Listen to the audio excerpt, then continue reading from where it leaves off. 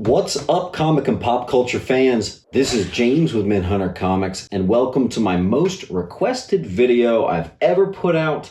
I am finally showing off my Green Lantern collection, otherwise known as the third greatest Green Lantern collection in the world according to the CGC registry. But also has sort of been an unhealthy obsession for me, which has come full circle in a giant act of being able to let go. And after 10 years of hunting, I have begun the first steps towards selling the collection. But that's a decision not made lightly. I loved Green Lanterns. I was a product of the 90s, so the Green Lantern run was very excellent at that time. With Marvel, I was reading Silver Surfer. With DC, I was reading Green Lantern, so I was very obsessed with the cosmic. Well, that all got amplified in the mid-2000s when Jeff Johns released his masterpiece, not only the best comics being written for that decade, but still to this day some of the best comics that exist. That is a run that focuses on Hal Jordan, who is not even my favorite Green Lantern. That would be Kyle Rayner. And I do have the #1 ranked Green Lantern collection in the world for the 90s run, but that's a different video.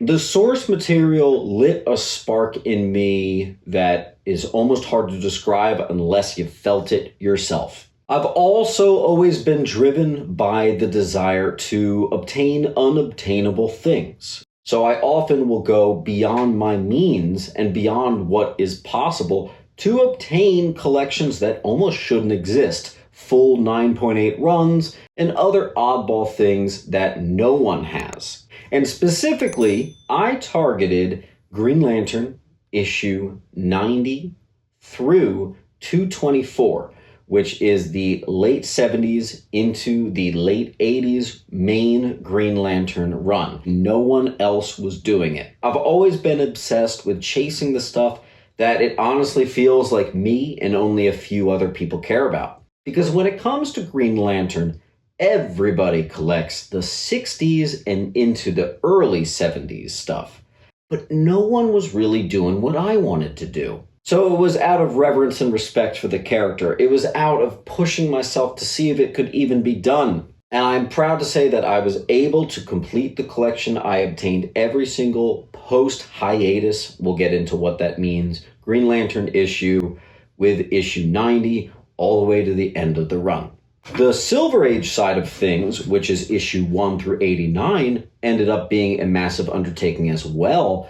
And I even have some of the second and even the #1 existing highest grades for some of those copies. It's not been easy.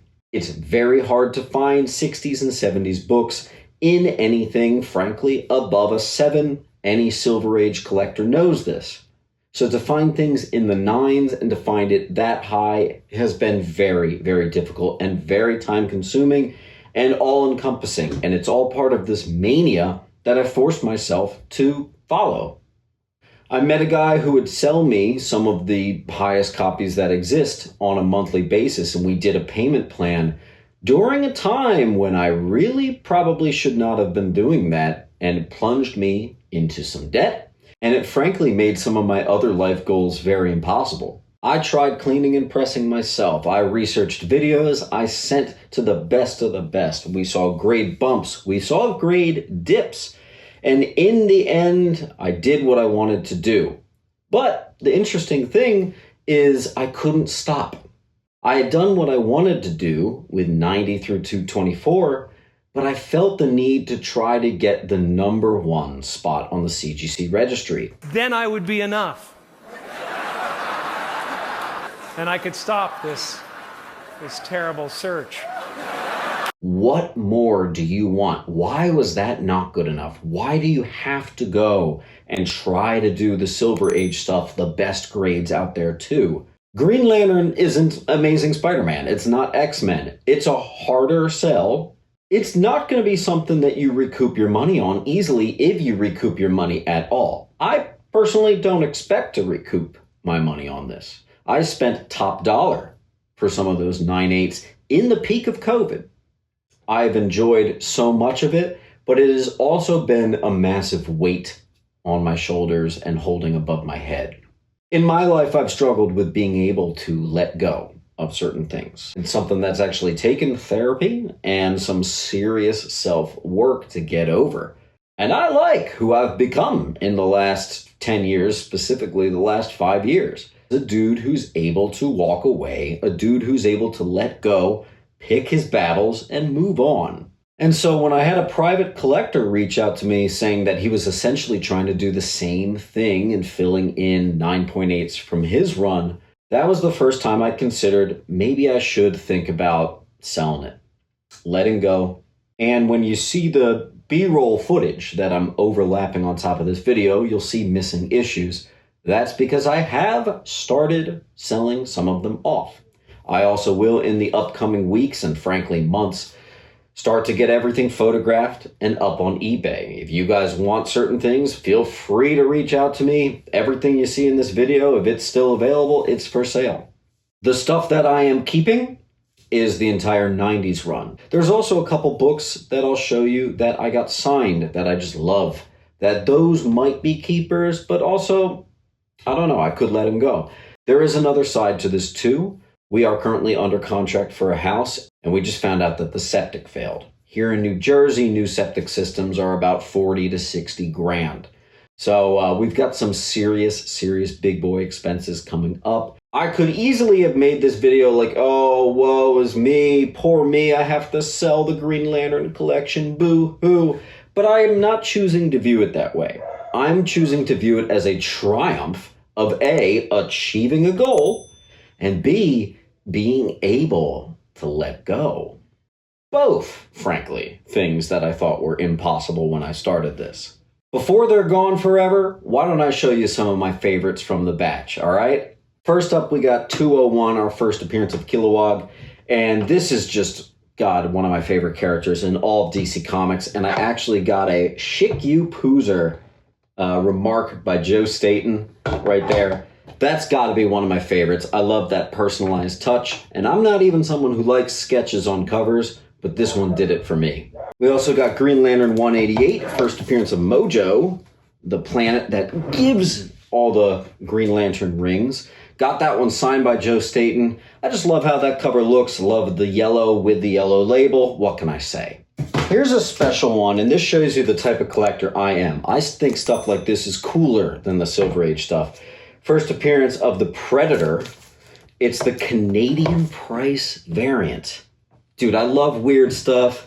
I love stuff with a low census count. I'm pretty sure that's one of one. Could be maybe one of two by now, but that's pretty darn cool. Here we have the first appearance of Salak, one of my favorite Green Lantern characters. This is a tough 9/8 to get with that dark spine, so it was an easy candidate for me to send to the Joe Staton signing. Here we have a double sign, Marv Wolfman and Joe Staton, first appearance of Chip, and there he is right on the slab there. I love that. Same thing as the Kilowog, we got Chip. First appearance of the Omega Men. I got a Newsy signed by Marv Wolfman. This was one of the first ones that I did myself. I didn't just buy on eBay. It's also one of my first book signings ever, too. So I was over the moon when I saw my Newsy 9/8 come back to me. That was just amazing. And it's also one of my first books over like the $500 mark. Granted, that was during COVID. It might not even be that high now. It's probably not. Everything's down. And this is an important one. This is issue 90. This is the first issue since 72. Now, I said I'd get back to the hiatus. After the Denny O'Neil, Neil Adams run, there was like a 4-year break. Green Lantern comics were done for a second. Issue 90 is the first issue back. This is 1976, white page. This is the real start to my collection, 90 through the end of the run, which I was able to achieve them all. So this is a massive, important book for me. Here's the final issue of Volume 1, as some people like to see it. This is the final issue before the hiatus. The Denny O'Neil, the crucifixion cover, white page.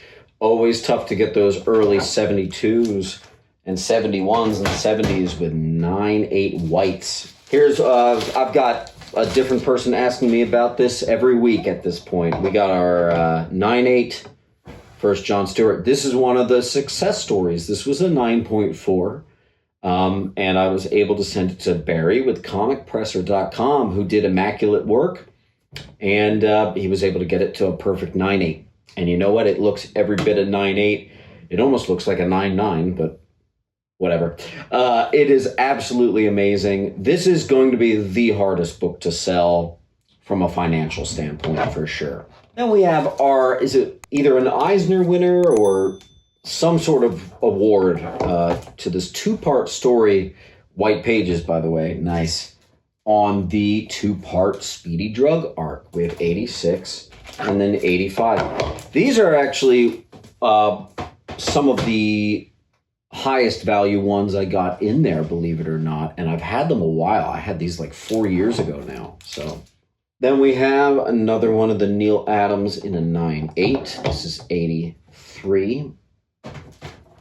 For the record, these are like $2,000 slabs minimum. You know, this is big money. All this stuff has been in storage. That's another thing. Another expense to this. Medusa here, 82, White Page. All these books, man, it's been expensive to store, amongst other things. So, you know, you got to insure it too. It's a lot. A lot of high value here. Number 80, I always love newspaper covers. Kind of a weird fun fact about me. And this is another 1970 9.8 White Page. You gotta know what this is if you're talking about Green Lantern. This is technically the first book of the Bronze Age, the first Denny O'Neil, Neil Adams team up on Green Lantern and Green Arrow. And this is another book that did have a small grade bump. It was a 9.0 White. It is now a 9.2 White. That's an amazing, massive historical importance book right there, so commit that to memory. This is important to me because it was my first 9.8 that I got from the 60s. 60s 9.8s are legendarily difficult. There's many books out there that don't have a 9.8 from the 60s. You know, to find a book like that is frankly ridiculous. I got this one, though, and this was not the last time I got 9.8s from the 60s, but this was the first, and it was very, very, very exciting. I will say I had other 9.8s from the 60s that I saved up and bought, but for grading on my own, that was the first. This one is First Guy Gardner. I bought this for cheap as hell. It was a 9.2 White Page PGX, and I actually thought it looked like a 9.8. PGX, when you cross over to CGC, they famously go down. This actually kept the same grade and ended up like, if I wanted to have sold it at the time, it would have like tripled my money, no joke. Ended up being a great buy. First appearance of Charlie Vicker. I think there's some other things in here too, but Charlie Vicker's an important one if you're more familiar with the original Hal Jordan run there. And that's great stuff. Another 9.8 right there. I got that from Comic Link. Now this, I have actually had a 9.6, a 9.2, and a 9.4. I'm showing you the 9.4. Frankly, I feel like this 9.4 looks better than the 9.6. Sometimes that actually happens. Kind of weird. This is actually my favorite Sinestro cover right there, other than some of the Jeff Johns stuff decades later. But for the OG 60s stuff, I do love this. Who actually is that? Is that Gil Kane? I knew, dude, Gil Kane. This is an important book to me because I won it in an auction. And it's one of the first high value books I got. As you can see, I've showed more valuable books than this, but first Krona, first crossover between Silver and Golden Age Green Lantern. It's also like one of the first Crisis mentioning origin of the universe. Massive, not just important Green Lantern book, but important DC book. Huge deal. And I had a shot at getting even a 9.4 and a 9.6 at one point, but I was totally happy with my 9.2. Here's a success story. This is a book that I had at an 8.0. I bought it slabbed 8.0. First appearance of Evil Star, and it had off-white pages. I was actually able to get that pressed, done, and bumped all the way up to a 9.6 white. Almost to a 9.8. That would have made it an amazing story, but still, that's a massive grade bump. Back when you could get grade bumps. Sorry, that was negative.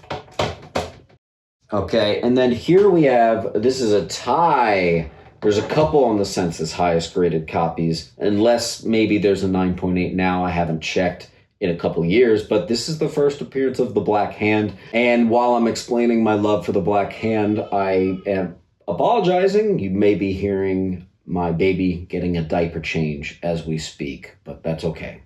That's life. You know what? You gotta let this stuff go for the betterment of your son. See, I'm a new man. I used to not be able to let this stuff go. I used to prioritize the wrong stuff, but I'm Mr. Family Man now. I got my priorities right. First appearance of the Tattooed Man. I just think this is one of the coolest characters ever.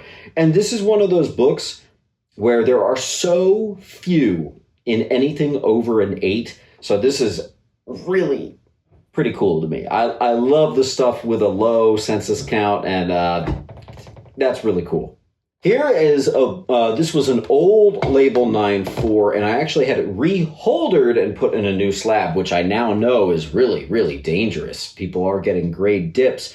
Luckily, I did not get a grade dip on this 9.4 first appearance of Star Sapphire. That's got to be one of the highest value books. You do not see 9.4s like that, so that's super cool. This is gorgeous. And the crazy thing is, I will say, it's possible that it could go to a 9.6, 9.8, but I'm smarter than that. I'm going to leave this be. There's another, last book I'm going to show you is another success story. Green Lantern, first Tomari. Tomari is my favorite ally character other than Kilowog in the Green Lantern universe. And the fact that I was able to get a pedigree copy, it's from the Diamond Run 9.2. It also was that an 8.5? It was either an 8.5 or a 9.0. And this was my first grade bump right here. So I was absolutely over the moon. Even though it just went up one tiny increment, I was totally floored. I was so excited about it. This was, I think, when the collection was the most exciting, and I was blown away. So guys, that's the story of the Green Lantern collection. I apologize that it took me 5 years to make this video for you. To be fair, it's been an ongoing collection, although I was done the part that I should have been done years ago. How are you guys doing with letting go? Are you able to do it? Or are you holding stuff to your grave? I got a number of a good therapist if you want. I'll see you at the next video. Keep on hunting what gives you joy. Make sure to come on down to Sentiment Depot's Antiques and Collectibles, located at 238 West Delaware Ave in Pennington, New Jersey. Find so many great books for just $1 and the lowest prices on key comics around. Enjoy a huge selection of graded comics priced up to 20% lower than current fair market value. We are open from Wednesday to Sunday, closed Monday, Tuesday. You got a collection you want to sell? Bring that too. Can't wait to see you there.